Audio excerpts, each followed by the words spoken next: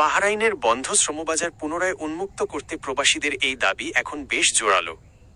বিশেষ করে 2024 সালের রাজনৈতিক পট পরিবর্তনের পর এবং 2026-এর এই সময়ে দাঁড়িয়ে প্রবাসীরা মনে করছেন, মোহাম্মদ ইউনূসের ব্যক্তিগত আন্তর্জাতিক গ্রহণযোগ্যতা বাহরাইন সরকারের সাথে চলমান ডেডলক কাটাতে সবচেয়ে বড় হাতিয়ার হতে পারে।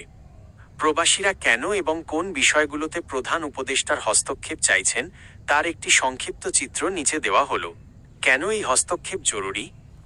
ইউনূসের প্রভাব। বাহরাইনের রাজপরিবারের সাথে ইউনূসের দীর্ঘদিনের সুসম্পর্ক রয়েছে। তিনি বাহরাইনের সর্বোচ্চ পদক king Hamad order of Renaissance প্রাপ্ত। প্রবাসীদের বিশ্বাস, তিনি সরাসরি বাহরাইনের বাদশাহ বা প্রধানমন্ত্রীর সাথে কথা বললে ভিসার জটিলতা দ্রুত কাটবে। কূটনৈতিক স্থবিরতা দূর করা। 2018 সাল থেকে সাধারণ কর্মীদের ভিসা প্রায় বন্ধ। গত কয়েক বছরে মন্ত্রী পর্যায়ে অনেক বৈঠক হলেও ফলাফল আশানুরূপ হয়নি। তাই এখন টপ লেভেল হস্তক্ষেপই একমাত্র ভরসা। প্রবাসীদের প্রধান দাবিগুলো। বিষয়: বর্তমান অবস্থা, প্রবাসীদের চাওয়া, কাজের ভিসা অধিকাংশ ক্ষেত্রে বন্ধ বা সীমিত। নির্মাণ ও সেবা খাতে নতুন কর্মীদের জন্য পূর্ণাঙ্গ ভিসা চালু। ফ্যামিলি ভিসা কঠোর নিয়মের কারণে প্রায় অসম্ভব। বৈধ কর্মীদের পরিবার নিয়ে যাওয়ার সুযোগ সহজ করা। অবৈধদের বৈধতা। অনেক বাংলাদেশি সেখানে অনিয়মিত। প্রধান উপদেষ্টার মাধ্যমে সাধারণ ক্ষমা বা বৈধ হওয়ার বিশেষ সুযোগ।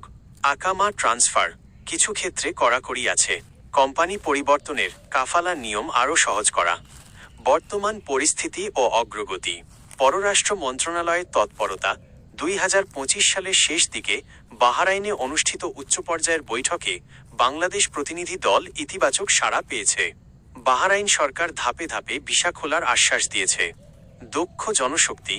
বাহরাইন এখন শুধু অদক্ষ শ্রমিক নয়, বরং দক্ষ টেকনিশিয়ান ও আইটি প্রফেশনালদের অগ্রাধিকার দিচ্ছে। প্রবাসীদের এই দাবির প্রেক্ষিতে সরকার শীঘ্রই বাহরাইনে একটি উচ্চ পর্যায়ের প্রতিনিধি দল পাঠানোর পরিকল্পনা করছে। আপনি কি বাহরাইনের বর্তমান ফ্লেক্সিবল ভিসা, ব্লু কার্ড বা কোনো নির্দিষ্ট ক্যাটাগরির ভিসা সম্পর্কে জানতে চাচ্ছেন? ওদিকে আপনার কোনো আত্মীয় বা পরিচিত কেউ কি ভিসার অপেক্ষায় আছেন?